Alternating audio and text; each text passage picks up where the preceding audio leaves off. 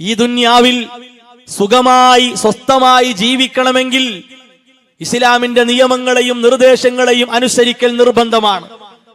അത് കൈകാര്യം ചെയ്യുന്നവരുടെ കോലവും അവരുടെ മനോഭാവവും അനുസരിച്ച് പ്രശ്നങ്ങൾ ഉണ്ടാകും.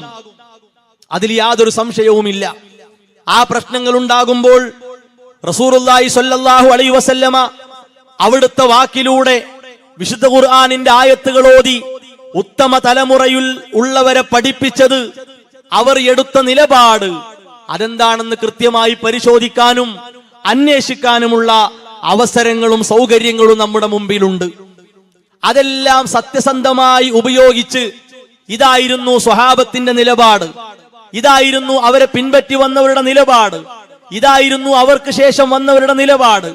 ഇക്കാലമത്രയുമുള്ള അഹ്ലുസുന്ന വൽ ജമാഅയുടെ പണ്ഡിതന്മാർ ആയത്തുകളോതി ഹദീസുകളോതി പഠിപ്പിച്ചിട്ടുള്ള ശരിയായ നിലപാട് ഇതാണ് എന്ന് കേട്ടുകഴിഞ്ഞാൽ, ഇതാ വ്യക്തമായി തെളിവ് കിട്ടി, ആയത്ത് കിട്ടി, ഹദീസ് കിട്ടി എന്ന് ബോധ്യപ്പെട്ട് കഴിഞ്ഞാൽ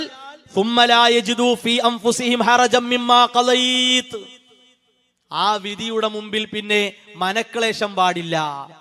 മനസ്സിങ്ങനെ വാടിപ്പോകാൻ പറ്റൂല.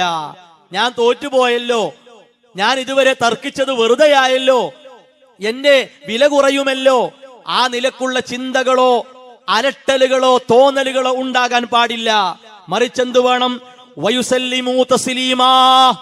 ആരായിരുന്നാലും, എത്ര അറിവുള്ളവനായിരുന്നാലും, എത്ര വലിയ സ്ഥാനത്തുള്ളവനായിരുന്നാലും വയുസല്ലിമൂ തസ്ലീമാ, ആ വിധിക്ക് മുമ്പിൽ കീഴ്പ്പെടണം, ആ വിധിയെ അംഗീകരിക്കണം, ആ വിധിയെ സ്വീകരിക്കണം.